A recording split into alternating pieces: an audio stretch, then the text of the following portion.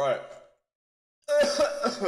I'm still ill. I don't know if you can tell. Alright, so today we're going to be reacting to how post-punk saved punk rock. Now, if you don't know what post-punk is, to put it this way, it's probably my favourite genre of music, to be honest. Now, post-punk originated... Wait, what's the word? Emerged. That's the one. It emerged in the late 70s. From this period, we had some of the greatest bands of all time. More noticeably from the UK. Can I say? And I will say, I believe that the UK has the better bands. Just the best bands as opposed to the USA. I know there's going to be people that disagree with me, but I think the UK just wins when it comes to music. This is by Jukebox History. I put the little YouTube down here. You can see the little YT, the text on the bottom left hand side of your screen. That's so obviously paying all credit to the video. We are ready to see the story of post-punk. Let's do this. Now, I know some stuff. I think we're gonna have a little sing-song in this video. It depends if he's gonna put in some music. They always just put Disorder. I don't know what it is. They always do it. So I'm gonna go ahead and predict that Disorder is going to be heard at least some point in this video. Now, Susie is on the thumbnail. So, you know, we may even get my favorite band mentioned. One, I need to know if it's actually too loud or not. Hello, handsome. I hope you got your black... Can we not? What? What's he gonna say? Hello, handsome. I hope you got your black lipstick on for this one, because this is part 3 on the channel series on the history of punk music. Part 3? This video is on post-punk specifically, which covers everything from the end of 1970s punk all the way to goth. Like I've said in the last video, I'm going to try and make it so that you don't have to go and watch the other 2 parts in order to understand this one. Gymnopedia it's definitely there if you want to check it out. Let me know who your favorite post-punk band is in the comments down below here throughout the video. Yes. So where are we after the last video? I could do that. In the late 1970s, punk rock and its subculture had come into the mainstream and then shattered into a million pieces in just a few short years. Major punk rock artists had either disbanded or moved on from the core of punk sound. The scene expanded so quickly that it soon became oversaturated, and those who started the movement grew bored of how limiting pure punk was. Also want to add something too, because I don't think I touched on it quite as hard as I should have in the last video. That original punk wave with all the 1970s bands was huge. It was one of the most culturally important movements of the 20th century, and I don't say that lightly. It was a subculture that was very important to young people, and especially because it's like, you know, teenagers can feel free just screaming on the stage. Especially like fashion, it's influenced fashion even till this day, and probably decades to come. Okay, I think he's gonna mention this one Sex Pistols performance gig in 1976, I think? 1976 or 1975. The Sex Pistols had a gig. There were like a few bands that actually merged from that one performance, like being in there. There was a lot of bands already in the audience watching before they've already formed their own bands. In a minute. Impacted everything from fashion to art to even how young people viewed politics. There you go. Punk showed people first and foremost that you could do things independently and without a lot of prior knowledge, and the whole DIY thing that punk prided itself on was a major component of this. I think Simon Ingram from National Geographic says it best with, quote, "The surge of and appetite for the punk scene in the late 1970s and early 1980s wasn't limited purely to the music. It became an ideology, spawning literature, poetry, fashion, and political defiance." However, in this video, we are focusing specifically on the music and what came after that original 1970s wave. I think punk's greatest legacy is that it inspired an army of younger people to go out there, start a band, push boundaries, and do whatever they wanted without any prior knowledge or any kind of skill level.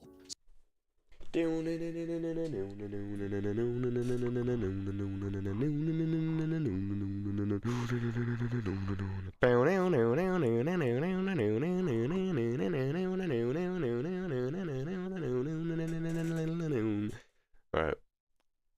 The fastest you've ever heard that. So what is post-punk? Well, obviously it's what came after punk rock, but in terms of a music genre, it's basically punk's artsier cousin that doesn't smell as bad.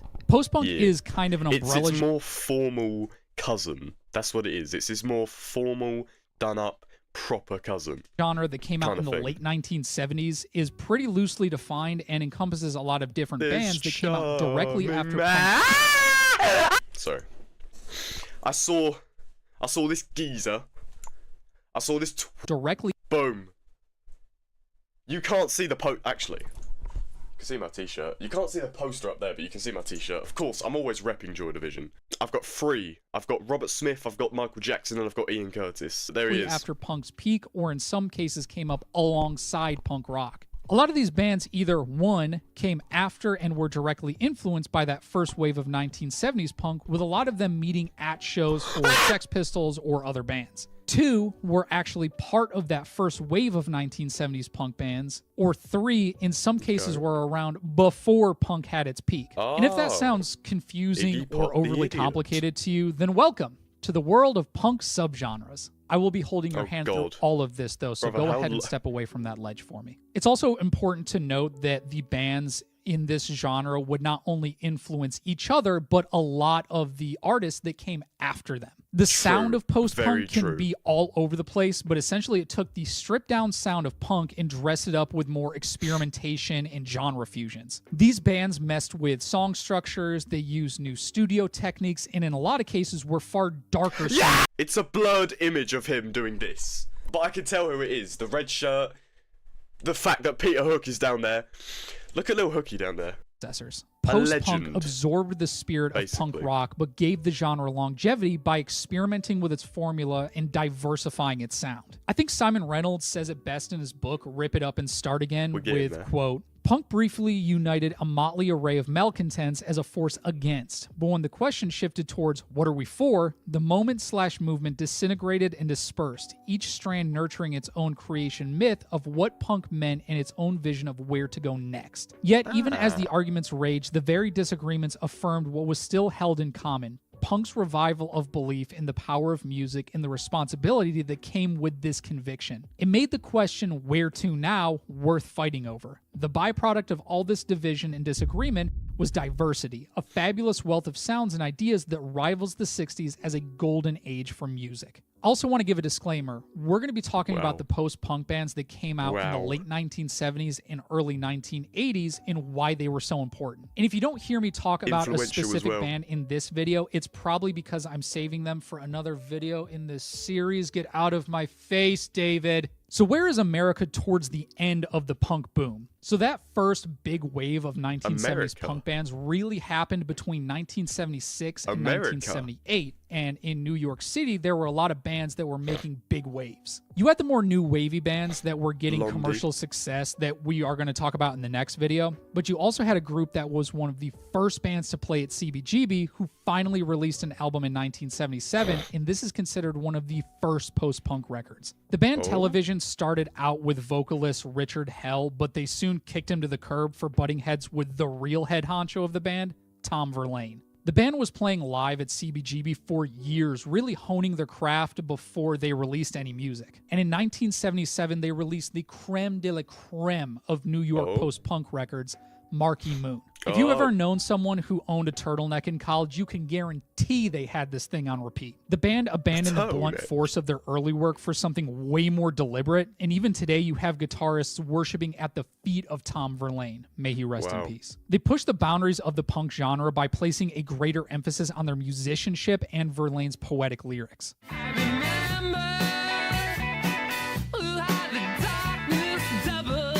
Steve Albini, who was the frontman for Big Black and also produced one of Nirvana's records, had actually stated after Tom Verlaine's death, quote, "Beautifully lyrical guitarist, underrated vocalist. Television made a new kind of music and inspired new kinds of music. Marquee Moon is a perfect record." But Television were not the only band in America to be making waves in the post-punk scene. Out in the Midwest, you had a lot of bands that were making moves, but few were as eccentric as Pere Ubu. Their first 2 albums, which both came out in 1978, were really successful critically and even today get a lot of the same praise that they got when they first came out. The band is self-described as avant garage, and they took way more influence from Frank Zappa and Captain Beefheart, which led to a sound that was interesting.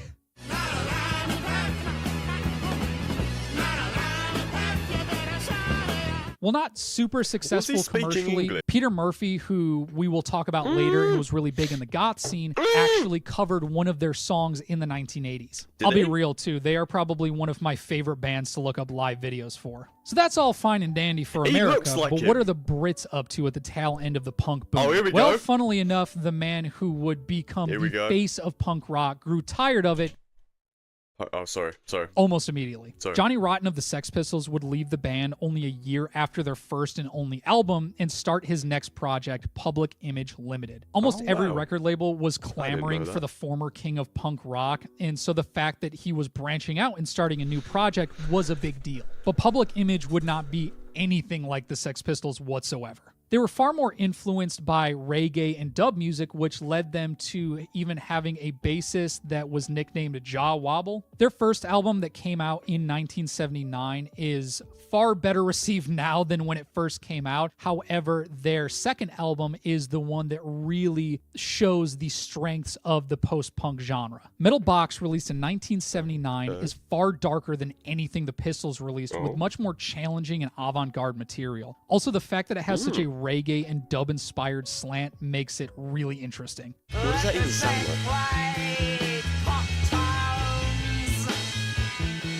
Also, the reason it's called Metal Box is because the original version's records came in this big metal canister that made it really difficult to get out and would cause you to scratch it as you're That pulling it looks out, so... which is a huge I'm dick. sorry, that looks so unnecessary. Do you know how anxiety inducing that is? How do you even get... you have to like tip it, and then catch the mid... How do you even get that out? I Public don't like Image that. were not the only band in Britain to be making waves around this time, though. The band Wire were also part of that original wave Classic of punk music four when they men in black released and white. Pink Flag in 1977. They already stood apart in the punk scene with different song structures and things like that, and even their website claims that Wire, quote, could easily lay claim to having been the very first post-punk. They would definitely up the ante, though, with their Alright, next alright. album, which was Chairs Missing, released in 1978, and 154, released in 1979. Oh, we They saw get these albums more before. experimental, they depart from that punk sound even more and have a greater use of synth. In the 70s as well. Wire would go on to influence artists like Henry Rollins and My Bloody Valentine, which would actually go on and cover songs by the band. These bands were cool. not the only ones with some Oh, seniority, though, who were Iggy making and waves David. in the post-punk genre. David and Two Iggy, figures sorry. that are considered gods in the punk world both released albums in 1977. David Bowie and Iggy Pop would drop their albums Low and The Idiot, respectively, and these two albums went on to influence everyone from the post-punk bands we're about to talk about all the way up to Warsaw. people like Trent Reznor in the 1990s. Oh, wow. So, just to help anyone catch up since the last video, Is- Iggy Pop, wait, who is correct me if I'm considered the wrong. godfather of punk Is rock, Trent got Reznor, is he Nine Inch Nails? He better mention Dead Souls in here somewhere. I swear to God. scooped up by David Bowie after Iggy's band The Stooges ended, and the two became besties. And just like all other besties in the 1970s, they moved to Berlin, Germany in the middle of the Cold War to kick their drug habits. David Bowie's What? album Low would be the first of what people call his, quote, Berlin trilogy, which he worked on with Brian Eno, who we will Berlin absolutely trilogy. be talking about more in future videos. Brian, I love you. Low was characterized by being far colder and electronic, and thanks to the help of Brian Eno, had a lot of ambient sections, with the second side being mostly instrumental. Always crashing in the same car. I'd have to listen to that. The Idiot, which was made around the I've same listened to The time Idiot. as Low, shares a lot of its heavy experimentation.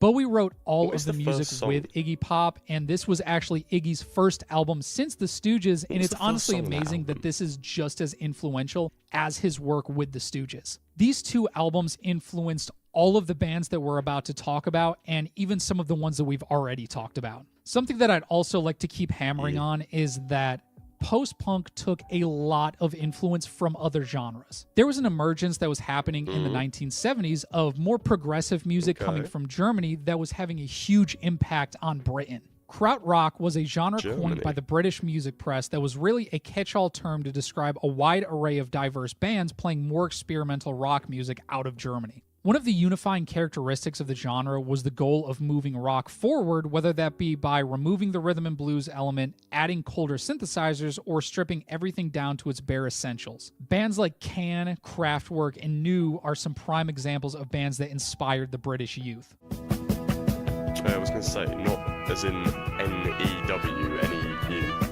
There were a lot of post-punk bands that were influenced by the Germans, but there was one in particular that really took it to the next level. And they were out of a burgeoning scene that was coming out of a specific part of Britain, Manchester. Say what? Of course. Of course. All right, here So we the go. scene that was happening in Here we go. Manchester, England had been Madchester. bubbling for a little while. A little bit of history for you. Manchester, England in the 1970s was in a horrible economic dump. state, with a lot of accounts from people who lived there in the 1970s stating that it was pretty bleak and hopeless. It Yep. caused a lot of music out of Manchester to be far darker and in some cases way more pissed off. One of the bands that made their way out of Manchester is a band that is considered to be the poster child of post-punk. Joy Division. Okay, so here's what I'm going to need you to do. I need you to go to the back of your closet and get out your Hot Topic Unknown Pleasure. Got it. I've got it on. Hang on. Wait. I've got that one that says Joy Division and Unknown Pleasures on the bottom. There's my poster up there. I've got a second poster in my room. I've got 2 t-shirts. I've got one I'm wearing right now. What else do I have? Oh my god, I've got a drawing. Hang on. I've got a drawing. Can you see that? I drew the Unknown Pleasures, thingy. What is it called? Thingy stuff. Pulsar. There we go. As much as possible. Yeah, you can see that. Okay. Yeah, I drew that. It's got all 80 lines. But I've basically got what he's asked me to get. I've got my t-shirt on. What's he gonna say? Let's go back. So I just got so excited. to be the poster child of post-punk. Joy Division. Okay, so here's what I'm going to need you to do. I need you to go to the back of your closet and get out your Hot Topic Unknown Pleasure shirt. I know who you are. I know why you clicked on this video. Go ahead and throw that bad boy on for me for the next 2 to 3 minutes because we're going to talk about the most iconic t-shirt design of all time. Yes, the we band are. Joy Division formed in 1977 after seeing the Sex Pistols perform live in Manchester. Their early what sound was place? closer to the more thrashing sound of early punk rock before they developed the style they really became known for. Yeah. Simon Reynolds states in his book Rip It Up and Start Again, it's a book, I'm going to keep pulling from it. Joy Division's originality really became apparent once they slowed down. Shedding punk's fast, distortion-thickened Yep. sound, the music grew stark and Confusion sparse. arises, Hook's says bass it all. carries the melody, Sumner's guitar leaves gaps rather than fills the mix with dense riffage, and Mm-hmm. Steve Morris's drums seem to circle the rim of a crater. Curtis intones from a lonely place at the center of this empty Wait, expanse. a lonely This place. I like how that was in thingy marks. I like how it's not speech marks, but I like how quotation marks. Is that it? I like how a lonely place is in quotation marks. That's a New Order song, by the way. That's why Curtis they did that. intones from a lonely place at the center of this empty expanse. To This the is also center where the of the band city. really shows their influence from krautrock and Yeah. also from David Bowie's Low. The band's first Yeah, name Ian was listened to actually a lot of them. Warsaw, which was inspired by a David song Bowie off song. of David Bowie's Low. And Stephen Morris, the drummer for the band, had actually spoken about his influence from krautrock, stating, quote, "The way that they used cut-up music and bits of ambient sound, as soon as I heard it, I thought if I ever start a band, I'd like them to sound a bit like this, as adventurous as this." The band also had an obsession with everything dark and upsetting, which impacted everything from their core sound to their name, which I'll let you look up on your own. Yeah. All of these influences would come Joy together Division and was in the Second World War, something to do with Germany and women.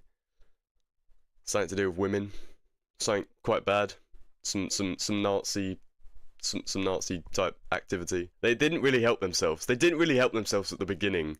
Because a lot of people thought they were Nazis, you know what I'm saying? I said that in a Manchester accent because of Control. to Because I know what I'm create one talking of the about, most mate. critically acclaimed albums of all time, Unknown Pleasures, released in 1979. Unknown Pleasures was recorded with a lot of unconventional studio and recording techniques. It was recorded in like 2 weeks as well.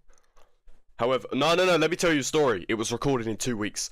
The second, no, not second, what am I on about? The second album, what, Closer? I'm not talking about Closer, I'm talking about Warsaw / Joy Division. Their first EP, An Ideal for Living. He's not going to talk about it, but I'll give you just a fun little fact, right? The thing is, I can say this, but no one cares. I'm just saying it because I know about this band. I know like so much about this band. This band is my life, basically. Bernard spilt beer over his amp, and it kind of delayed the whole production of the EP, obviously. Classic Rackety, thinking someone's broken into his house. By the time they got it stamped, is it stamped, pressed into a vinyl? By the time they got the record, the songs were in fact like too long. Or no, it wasn't that. It was the fact that the songs, all the tracks couldn't fit onto the one record. So by the time they got it, as soon as they played it, it just sounded really gritty and like crunchy. It sounded awful, basically. However, they did end up releasing that. I know no one cares, but I'm just trying to put stuff to the video. Like I'm trying to add to the video. Good morning. We're reacting to post-punk. Post-punk. All right. I've got a cold. Shut up. Like recording all the parts of a drum separately or adding a short. Oh my god, that is true. Yeah. Martin actually made Stephen Morris play every single part of the drum. Every single. I don't even, because I'm not a drummer. I don't know what they're called. Every snare, kick, everything. He played all of them so he could have all the individual sounds, right? He even, now I don't know if this is true or not, or if it's just fiction, to just a made up story to kind of like, I don't know, to just, I don't know, shut up! Apparently he dismantled the drum kit. He told Stephen to dismantle the drum kit and put it on the roof and start playing on the roof, and he said, don't stop playing until until someone comes to stop you. Stephen was playing up there for so long, and I don't know if that's just fiction or not, just tales, fake tales. Who's that? Who is what? We're talking about the members of Joy Division. We're talking about Peter Hook, Ian Curtis, Bernard Sumner, and Stephen Morris. That's who we're talking about. Anyways, yeah, Martin Hannett is the producer. Was the producer for Unknown Pleasures, and actually, was he the producer for Unknown? He has to be. What am I chatting about? And Closer, their second and last album. Delay to certain parts of a track. The end product was something that sounded cold, sparse, and wintry, and really encapsulates the post-punk genre in a single project. It's true. Like the second you play the first track, Disorder, it's it's like instantly the drums sound nothing like how drums used to. The bass doesn't sound anything like bass used to. You know what I'm saying? And then you all of a sudden, out of nowhere. Anyways, let's jam to this for a minute. Encapsulates the post-punk genre in a single project. I've been waiting for a guy to come and take me by the hand. Unknown Pleasures was an immediate success, and even today is considered one of the most critically acclaimed albums of the 20th century. This is evidenced even by its album cover, which most people have seen, even if they don't know where it's from, with even Disney putting it on a t-shirt at one point. Their singer Ian Curtis would take his own life in 1980 after recording both Joy Division's second album and their most well-known single, which would be about his failed marriage, Love Will Tear Us Apart. Love will tear us apart again. Joy Division would go on to influence everyone from the post-punk bands that we're about to talk about all the way to rock band The Killers in the 2000s and even rapper Danny Brown. They weren't the only band in Manchester, though, that would make a name for themselves in the post-punk scene. Magazine is a highly influential band, not only because of Devoto, but also because of their powerhouse guitarist, John McGeoch. McGeoch not only came out of Magazine, but also went on to play with Susie and the Banshees and made some of their most well-known material. Everyone played with Susie and the Banshees. Like, let's be honest, everyone was a member of that band. Like, I swear to God. Released their debut album Real Life in 1978, which featured the lead single Shot by Both Sides and would actually put them on the UK charts.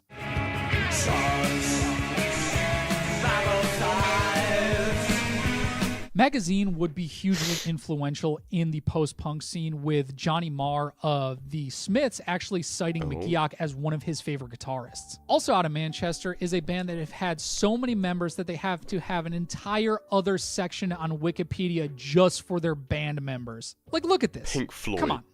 What are we doing here? We are, of course, talking about The Fall. The Fall The formed in Fall, okay. 1976 and maintained Fucking a hell, The huge cult Fall. following throughout their career. Due to their constant lineup changes, they would pretty consistently change their sound, with the only constant member being their lead vocalist, Mark E. Smith. Mark was famously difficult lead to get singer in The along Fall. with and would often fire his bandmates, and at one point had even stated wow. in an interview, quote, "If it's me and your granny on bongos, I only know Nirvana. Oh, and metal. Okay, yeah, this is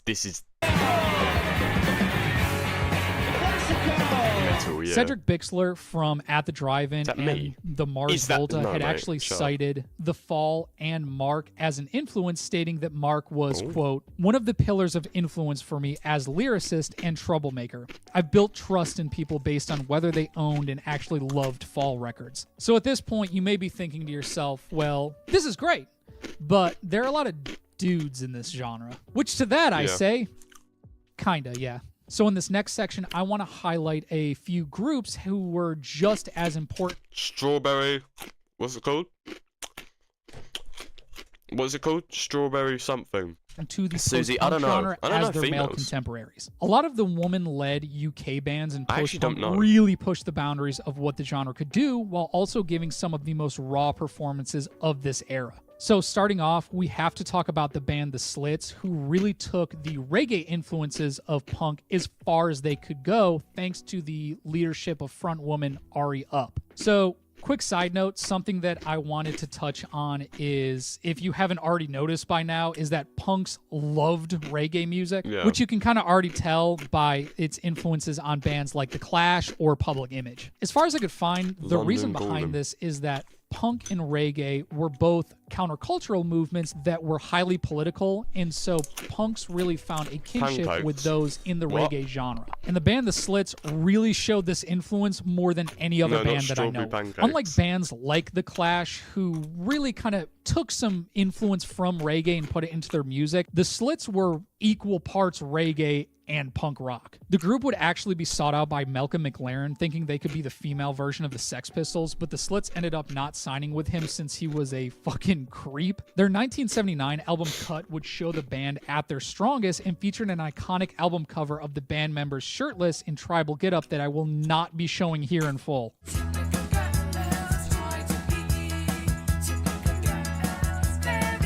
A band that would be directly influenced by the Slits and would actually take in their drummer after she had left the Slits Oh, wow. were the Raincoats. Their founding members are Gina Birch I don't and know any Anna of De these. Silva, I'm not and was gonna started after Birch was inspired by seeing the Slits perform live. The Raincoats are an interesting group that I feel have more of a raw sound than anyone else in this video. Kurt Cobain, wow. the frontman for Nirvana, had actually echoed this as well when he was asked to provide liner notes in 1993 for the reissue of their debut album, stating, quote, "Rather than listening to them, I feel like I'm listening in on them. We're together in the same old house and I have to be completely still or they will hear me spying from above, and if I get caught, everything will be ruined because it's their thing." They definitely don't sound anything like the Slits, though, even though they shared the same drummer on that debut album. They don't Hello. really have the same reggae influence, but are far more This is the same. experimental.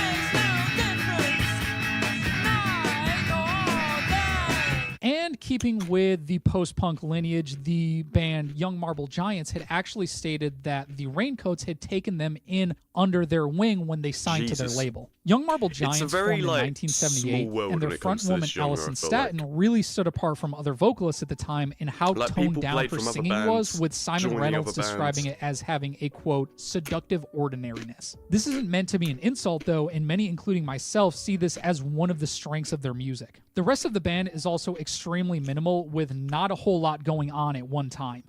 So I make a brand new life, fashioned out a brand new stripe. Something that's really interesting about these bands is not only were they moving around in the same circles, but they would actually go on to influence a lot of the same bands in the future. In fact, Kurt Cobain had written in his journals his top 50 by Nirvana, referring to 50 records that he held in high 50? regard, and included in this list are all three of these Oh, yeah. bands. Okay, so this whole video was outlined very neatly, and then I realized that this next band doesn't really fit in any of these sections, so they get their own. It's fine, Gang of Four. We'll just move everything around you. Gang of Four is a post-punk Gang band that of Four. formed in the Brother, late 70s in everyone's a Gang Leeds, of Four. England, a city which did and still has a strong university culture. The group started out when they were still students, and their studies would play heavily. Do you have a band? Me. I do not have a band. I do my own stuff.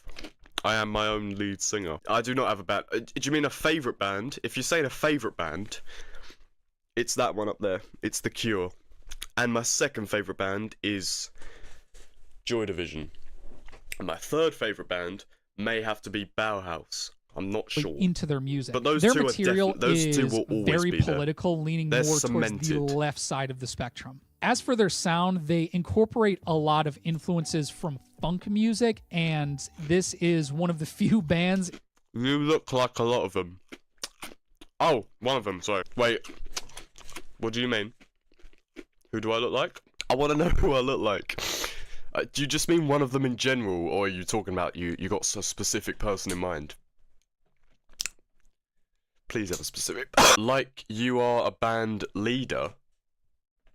Do you just mean like in general, I just look like a band leader? Or are you talking about someone in particular? Sorry, I just want to hear it. I just want to in hear this it from video someone that else. you can actually dance to. All of these elements would be brought together on their debut album Entertainment, released in 1979. Most of the lyrical content would be cast in a Marxist lens. The band Your voice, dude.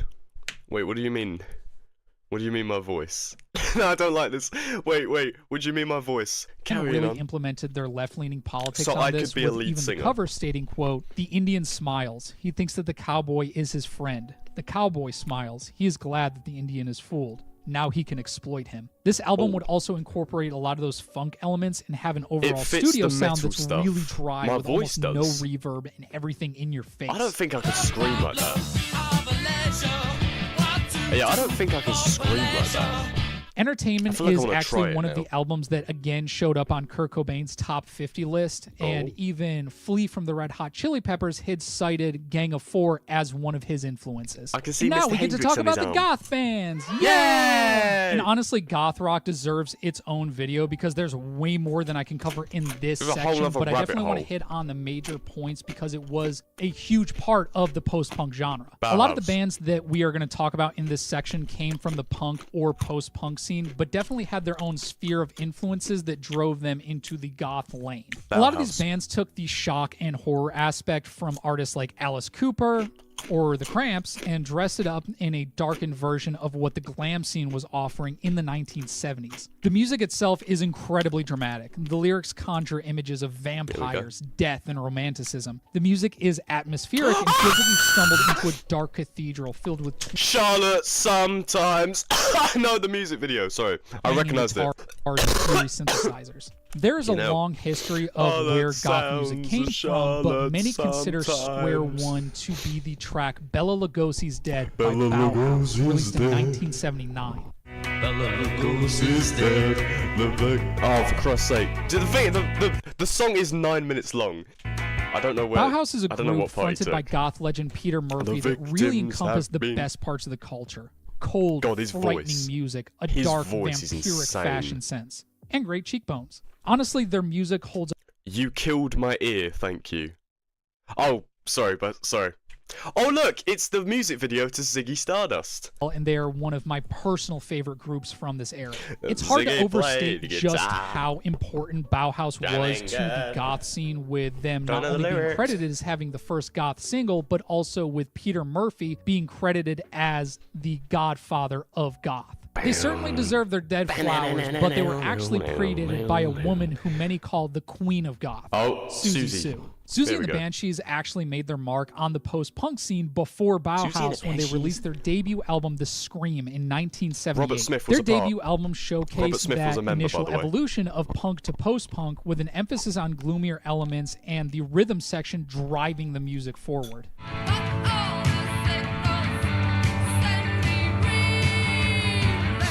Bassist Peter Hook from Joy Division had Yay! actually cited this as one of his favorite records. Susie's influence went farther nice. than just the music she made with the Banshees, however. Just her image is so Oh, look, iconic yeah. that a lot of people took inspiration from her, and even to this day, Yeah, she's many the people claim that she is the first goth. We're going to come back to Ow, I'm Susie in a choking. bit because now we have to celebrate your birthday. And what is a celebration without a birthday party? This birthday party, though, is much more morbid She's than the in one you had at parties. McDonald's growing up. The birthday party It's was a in the post-punk band that can. was led by Nick Cave and She's came out of in Australia parties. before they moved to London and released a track that would be influential in the newly budding goth scene, Release the Bats in 1981. Release.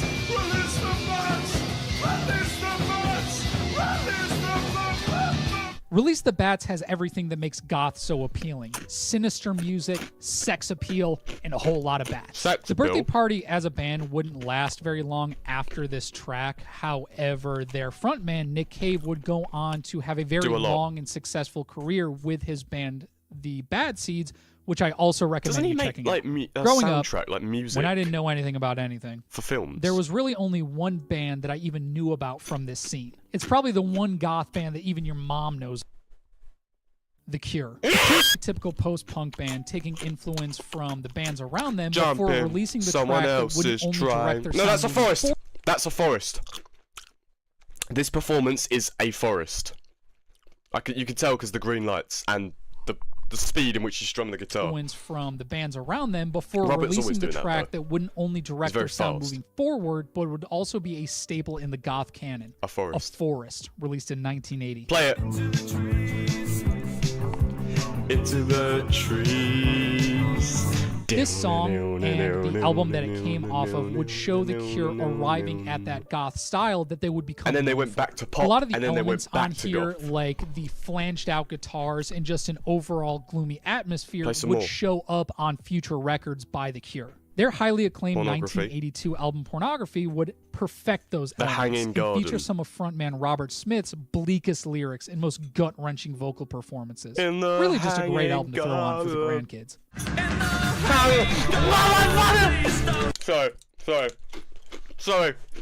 Sorry. It could have put any song from this album. It's the one I literally just started singing. Who is the metal singer who killed himself? Kurt Cobain. Is he metal? I don't think Nirvana is metal.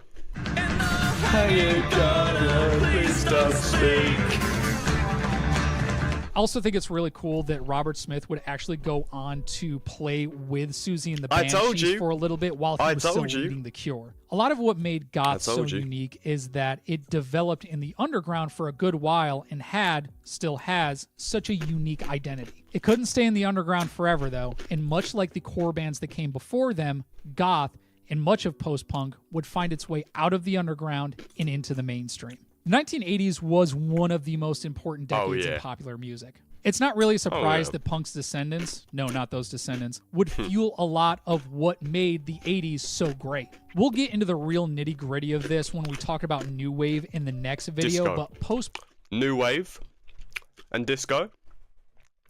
Why do I feel like New Order is going to get a Why do I feel? Because it has to. What am I was chatting also about? throwing its hat into the ring. Susie and the Banshees New would Order's kick getting a off the mention in the decade next by video. introducing a lot of people to goth culture in the video age when they went back-to-back with Won't you their come two out biggest and hits, Happy House and Spellbound. These would come off of their albums Spellbound. Kaleidoscope, released in 1980, and Juju, released in 1981, respectively. Happy house, we're happy here.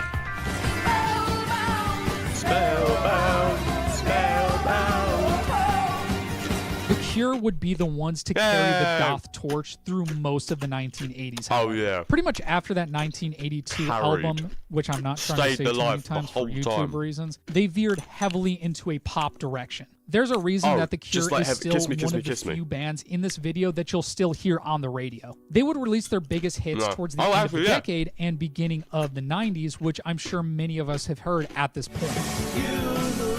Soft and lonely, you lost and lonely. Even start, it's Friday. I'm in love. They would Play also another. drop what many The consider the greatest best album of all album time. The greatest album of all time. You cannot chat anything bad about this album. But this is the greatest album of all time. Like we're not just gonna sit here and just pretend. Like, you know what I'm saying? Disintegration. We're not gonna in sugarcoat this. 1989. This is the best this album. would harken Sorry, many what's he saying? What is he saying? I'm in love. They They would also drop what many consider their best album, Disintegration, in 1989. It's the best this album of album all would time. harken back to their pure goth roots and show yeah. that post-punk Oh my held God. its own He's gonna play Plain Song. Is he gonna play Disintegration? He might just play Disintegration itself. far after its Please play. Looking at damn it! And my pictures of you. It wasn't I just the goth almost bands, though, that believe- would have a lot of commercial success. Of There was course a he played band out Pictures of of You. Of Manchester that took course. a lot of influence from post-punk and would have a lot of mainstream success in the UK. The Smiths. The Smiths took... Oh my god. Is he gonna talk about the... Is he gonna talk about the whole... Today they've been characterized as jingle pop, but their roots very much came out of post-punk, and even their guitarist owns that label. Johnny Marr had told Noisy in 2013, quote, "My generation were the wave after post-punk. I've called myself a post-punk musician Lol. because unusually the Smiths are a highly acclaimed band and one of my personal favorites, and although they had some really, really big albums, their first single that really kicked them off was This Charming Man This in 1983. We're not done though. We got to talk about U2. They are quintessentially Alright. the post-punk band that has garnered the most success out of this entire That's not genre. going in the Now vault. I can already hear your bony fingers typing in the comments section that I hit my head too hard to include U2 in this video, but hear me out. U2 started out in the very tail end of the post-punk scene on their earlier records before evolving into the far more commercial sound that they're known for now. The reason that I'm including them is because U2 shows just how influential post-punk would become. I've told they have you. since become one of the biggest arena rock bands in the world, but they really had their What have you roots told in me? the post-punk genre. This is a band that took heavy influence from bands like Joy Division, and it really shows on their debut album, Boy.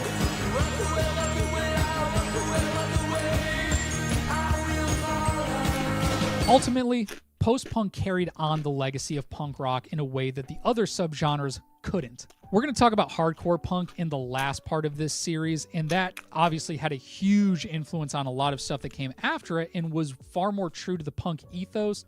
But post-punk really innovated the genre to the point where it gave longevity to a genre that was already on its way out after a couple of years. I don't think that punk would have the legacy that it has today without the innovations made by the bands in this video. I enjoyed putting this video together, and it introduced me to a lot of older albums that I honestly didn't know about until I got into this, and the next video in this series is going to be on New Wave, which I hope you tune into. Oh, I'm yeah, also going I'll to be watching. recommend Rip It Up and Start Again because it is a really fantastic book, and it helped me write not only this video, but also it's going to help me write the next few ones. I'm going to wrap it up, though, because this is a really long video, and if you've made it to this point, I really want to thank you for watching this entire thing. You're Be welcome. sure to subscribe if you want to see more videos like this.